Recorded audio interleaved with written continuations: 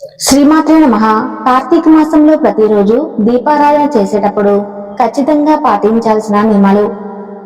దీపంలోనే దేవతలందరూ ఉంటారు అంటారు. దీపం వెలిగించిన మరుక్షణమే ఆ ప్రాంతమంతా ఏదో ఒక దైవ శక్తులతో నిండిపోయి ఉన్నట్లుగా కనిపిస్తుంది. దీపం పెడితే చాలు దేవతలందరూ వస్తారు అన్నట్లుగా ప్రకాశిస్తుంది. అటువంటి దీపారాధన ఎలా చేస్తే మనకు ఈ కార్తీక మాసంలో ఫలితం వస్తుంది అనే విషయాలను ఈ వీడియోలో తెలుసుకుందాం. వీడియోని పూర్తిగా చూస్తేనే మీకు అర్థమవుతుంది. అలానే వీడియో చూసే ముందు ఒక లైక్ చేసి ఓం నమః శివాయ అని కామెంట్ చేయండి. ముందుగా దీపం వెలిగించే ప్రమిద బంగారం కానీ, వెండి కానీ, ఇత్తడి కానీ, మట్టిదైనా పర్వాలేదు. స్టీలు, ఇనుప ప్రమిదలలో ఎప్పుడూ దీపం వెలిగించకూడదు. దీపపు ప్రమిద నేలపై అలాగే పెట్టకూడదు. అది దీపాన్ని అగౌరవపరిచినట్లుగా అవుతుంది. దీపాన్ని పెట్టే కింద ఒక చిన్న ఇత్తడి ప్లేటు లేక మట్టి ప్లేట్ అయినా లేదా ఒక ఆకునైనా ప్రమిద కింద ఉంచాలి. అలాగే దీపారాధన చేసే ముందు 2 పూటల ఇల్లు శుభ్రపరచుకోవాలి. శుభ్రమైన ప్రదేశంలో మాత్రమే దీపం పెట్టాలి.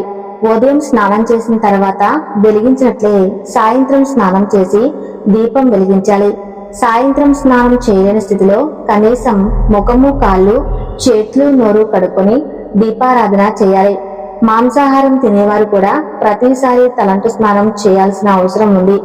దీపారాధన చేసే చోట నీటితో తుడిచి బియ్యపు పిండితో ముగ్గు వేసి చిన్నదైనా సరే కొద్దిగా పసుపు, కుంకుమ చల్లి అప్పుడు దీపం ప్రమిద పెట్టి దీపాన్ని వెలిగించాలి.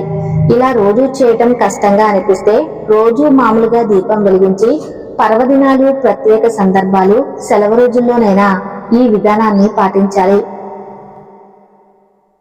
దీపారాధన ఎప్పుడు ఏకవత్తితో చేయకూడదు. అది అశుభ సూచకం. కనీసం 2 వత్తులైనా వేయాలి. అనగా 2 వత్తులను కలిపి వేయాలి. విడివిడిగా కాదు, 2 జ్యోతులు వెలిగించాలని చెప్తారు. దీపారాధనకు ఆవు నెయ్యి ఉత్తమం. తర్వాత నువ్వుల నూనె ఉత్తమం. దీపం వెలిగించాక ప్రమిదకు గంధం, కుంకుమ పెట్టి పూలు సమర్పించి అక్షంతలు వేయాలి. సర్వదేవతా స్వరూపమైన ఆ దీపానికి నమస్కరించాలి. చిన్న బెల్లం ముక్క కానీ, పటికీ బెల్లం పలుకులు కానీ, ఏదో ఒక పండు కానీ లేక అందుబాటులో ఉన్నది నివేదన చేయాలి. ఏ ఇంట్లో అయితే నిత్యం దీపారాధన 2 పూటలా చేస్తారో ఆ ఇంట లక్ష్మి ఎప్పటికీ నిలిచి ఉంటుంది. దుష్ట శక్తులు ఆ ఇంటి దరిదాపుల్లోకి కూడా రావు. వ్యాపారం అభివృద్ధి చెందాలనుకునేవారు నిత్యం వ్యాపార స్థలంలో దీపారాధన చేయటం వలన కలిగే ఫలితాలను, మార్పును స్వయంగా గమనించవచ్చు. నిత్యం ఎవరు దీపారాధన చేస్తారో వారికి ఉన్న గ్రహదోషాలు, పీడలు చాలా వరకు దీపారాధన మహిమ వల్ల పరిహారం అవుతాయి. ఇంట్లో శాంతి నెలకొంటుంది. పిల్లల చదువులో వృద్ధిలోకి వస్తారు. దేవాలయానికి వెళ్లేటప్పుడు పాటించాల్సిన నియమాల గురించి తెలుసుకుందాం. తీర్థము తీసుకునేటప్పుడు 3 సార్లు విడివిడిగా ఒకదాని తర్వాత మరొకటి కలవకుండా తీసుకునవలను. వెంటనే 3 సార్లు ఒకేసారి తీసుకునరాదు. ఆ వత్తిని నూనెలో తడిపి వెలిగించి దానితో 2 వత్తులను వెలిగించాలి. ఉదయం పూట తూర్పు దిశగా 2 వత్తులు ఉండేటట్లు దీపం యొక్క ముఖం ఉండాలి. సాయంత్రం పూట ఒక వత్తి తూర్పుగా, 2వది పడమరగా ఉండాలి.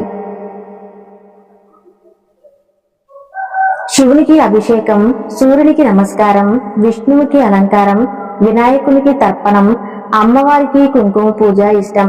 ఇవి చేస్తే మంచి జరుగుతుంది. ప్రసాదాన్ని తినాలి కానీ పారవేయకూడదు.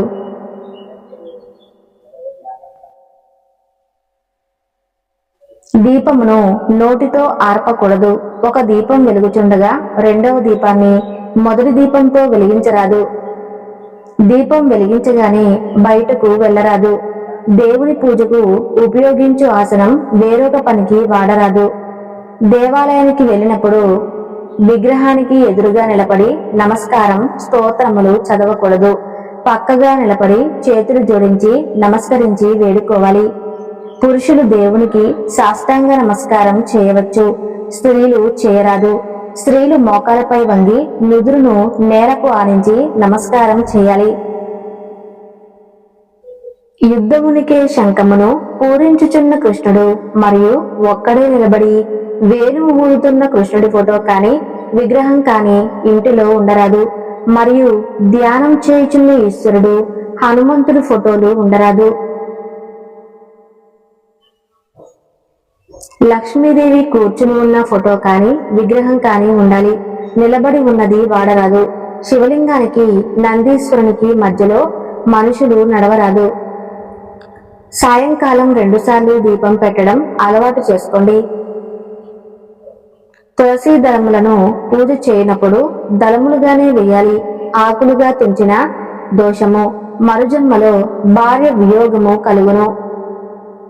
దేవునికి సమర్పించే పుష్పములు ఏ పుష్పములైనా ఆకులతో పూజించిన భార్యాభర్తలకు వియోగము సంభవించును. మనం తాకుట వల్ల దోషము లేనివి ఏంటో తెలుసుకుందాం. తీర్థయాత్రలు యందు, పుణ్యక్షేత్రములు యందు, దేవాలయమునందు, మార్గమునందు, వివాహమునందు, సభలందు, పడవలు, కార్లు, రైళ్లు, విమానాలు మొదలగు వాహనాలలో ప్రయాణమందు స్పర్శ దోషం లేదు. ఆదివారం సూర్యుని ఆలయం, సోమవారం శివుడు మరియు గౌరీమాత ఆలయం, మంగళవారం ఆంజనేయ స్వామి, సుబ్రహ్మణ్యేశ్వర స్వామి ఆలయాలు, బుధవారం వినాయకుడు మరియు అయ్యప్ప స్వామి ఆలయాలు, గురువారం సాయిబాబా, దత్తాత్రేయ స్వామి గురువుల ఆలయాలు, శనివారం వెంకటేశ్వర స్వామి ఆలయాలు మరియు గ్రామ దేవతల ఆలయాలు వారి వారి సాంప్రదాయ సిద్ధంగా సందర్శించడం మంచిది.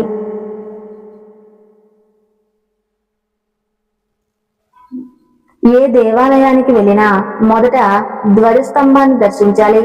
శివాలయమునకు వెళ్ళినప్పుడు మొదట నవగ్రహాలను దర్శించి ప్రదక్షిణాలు చేసి కాలు కడుక్కొని తర్వాత శివ దర్శనం చేసుకోవాలి.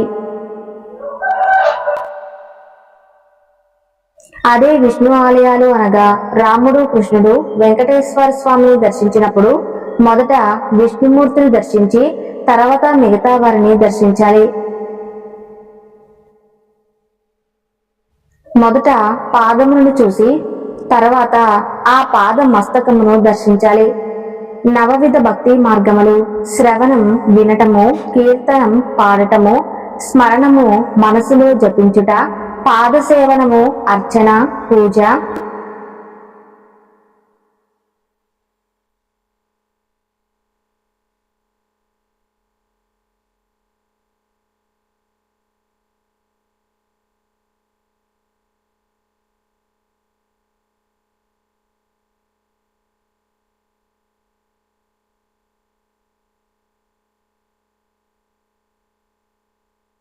మానస జపము ఎవరికి వినపడకుండా పెదాలు కలపకుండా మనసుతో చేసేది.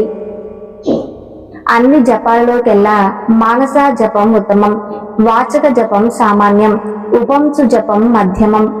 కార్తీక మాసంలో ప్రతి ఒక్కరూ ఓంకారాన్ని జపిస్తూ ఉండాలి. ప్రదక్షిణాలు ఎలా చేయాలో తెలుసుకుందాం. వినాయకునికి 1, ఈశ్వరునికి 3, అమ్మవారికి 4, మర్రి చెట్టుకు 7 ప్రదక్షిణాలు చేయాలి. వీటితో పాటుగా దేవాలయ దర్శనానికి వెళ్ళినప్పుడు ఈ నియమాలు కూడా పాటించాలి.